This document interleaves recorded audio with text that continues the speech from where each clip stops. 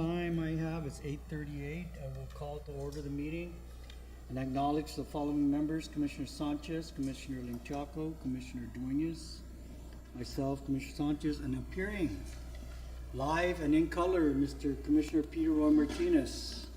Can you hear us, sir? Okay, all right. Let's get started, Miguel, since you have us working through. Shall we go straight to the resolutions? Oh, Mr. yeah, Chair? don't even bother with a management report today. We'll save that for Tuesday. Let's just get to the resolutions. All right, first up is Resolution 27 FY 2025. We just, a few minutes ago got off the call with Bond Counsel. We're still working through the documentation. The preliminary official statement is not quite ready for the package. So we can give you the overview, but we don't have the documents yet. So we'll ask that you give us a little more time to do that.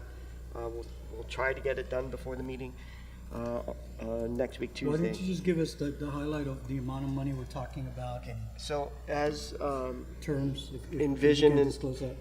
As envisioned with our five-year plan, we put forth a capital improvement program that did require significant debt financing. We have, since that plan has been approved, trying to implement short-term alternative construction financing program, the tax-exempt commercial paper program and the line of credit. We have been trying to move that forward. Because of the turmoil in the financial markets, the use of those short-term instruments is not as attractive as we would have hoped.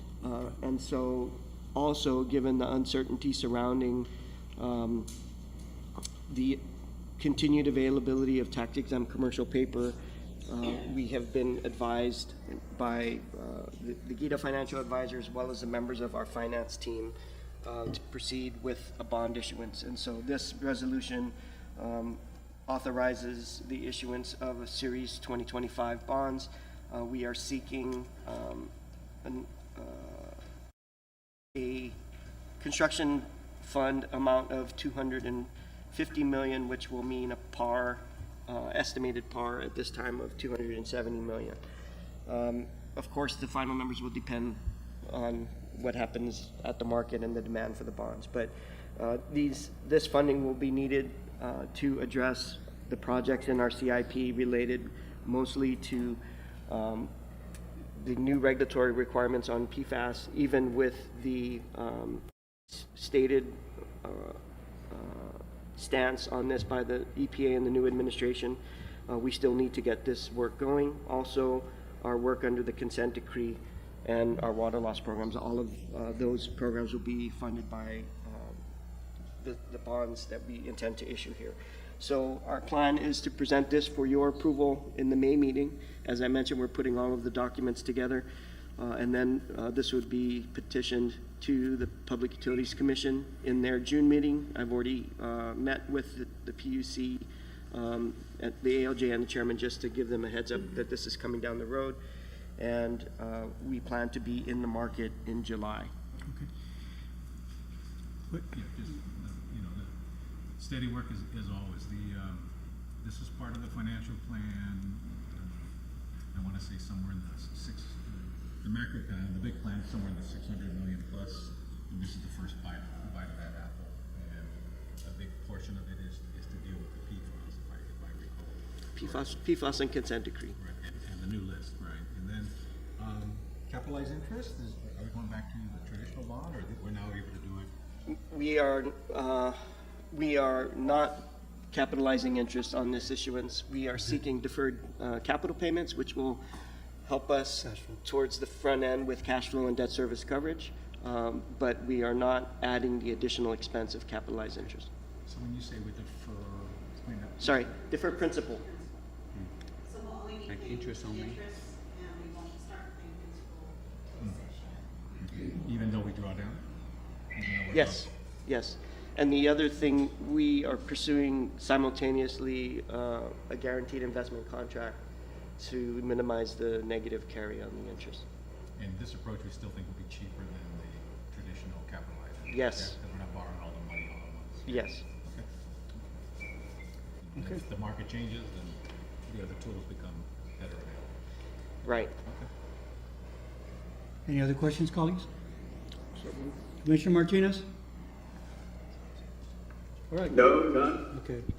Next resolution, Miguel.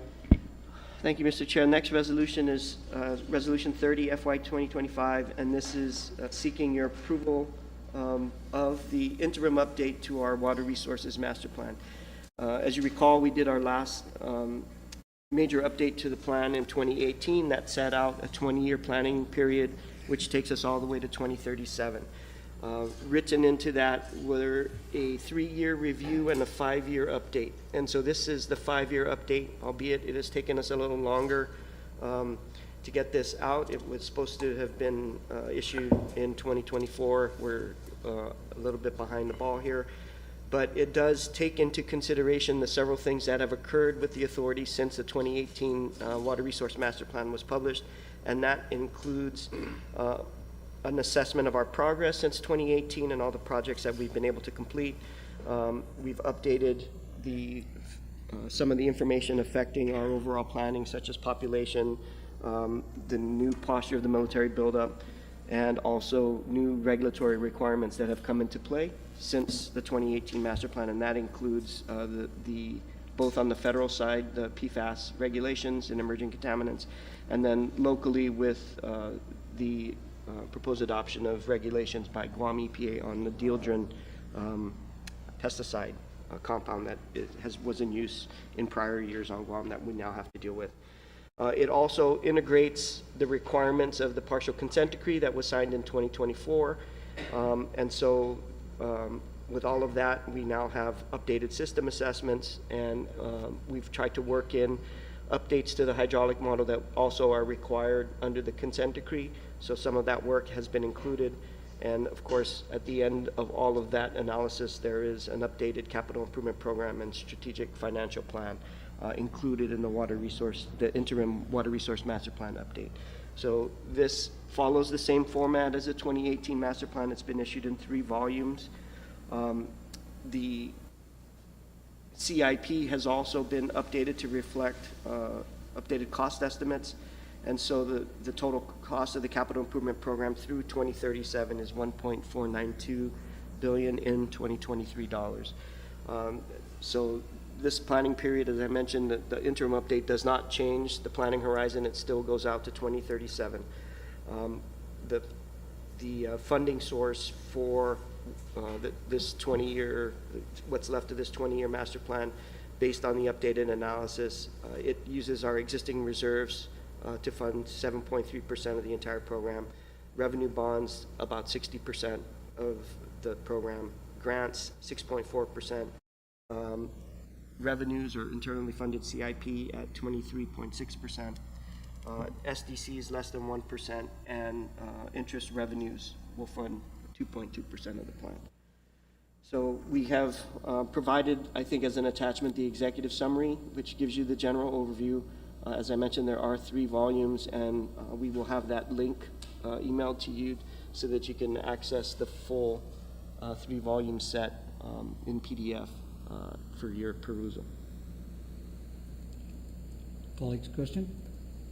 This doesn't require us to go out to the public, right? And No, it's just an update. Yeah. The next major update we intend to do is at the 10-year mark. Okay. So around 2028, we will be doing essentially the same thing Going we out did in again. 2018, a new master plan, more intensive effort, and new public outreach on that. All right. Questions? None? All right, next, Miguel.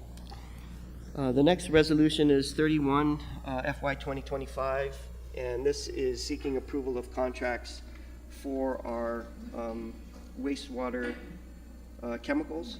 I will advise the board that we hadn't fully intended to get this approved, and at around 4:30, 4:45 yesterday evening, one of the awardees protested.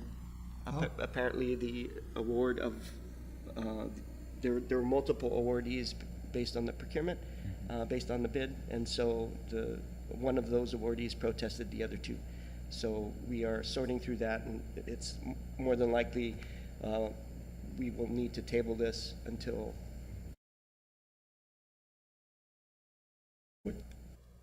But in the meantime, we have adequate inventories to, I think we have one issue where we may not have adequate inventory for the Hagatna chemicals we need at the Hagatna wastewater treatment plant. So we're trying to see what we can do to get around that.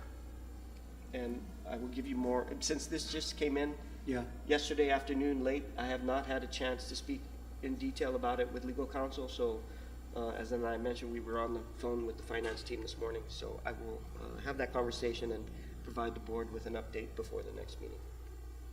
I mean, I was reading somewhat through it, Miguel. I mean, it looks like they each got different contracts for different parts of the supply chain. So I mean, I'm assuming they bid on everything. Is that how they did it? And you awarded it, you get this, you divvied up the pie, or?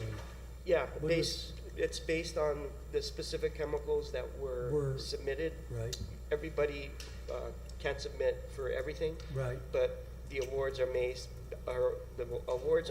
based on the lowest bids for specific line items. And so one bidder who submitted a bid for everything didn't get everything, and I think that's what they're protesting. Can you disclose? Who the New protester counsel? is? The protester's JMI. JMI Edson. Thank you. No, I mean, there's only one new player here, Pacific Revolution. Pacific Revolution. Who are they? Uh, I'll look it up myself. It's okay. I they have recognize the two been names. corresponding with us about, offering us products, Yeah. right? And they've for years, and so they've finally put together something. They went through the process. They tested their product in accordance with the specifications in the procurement, and it passed muster, and then they submitted their bid.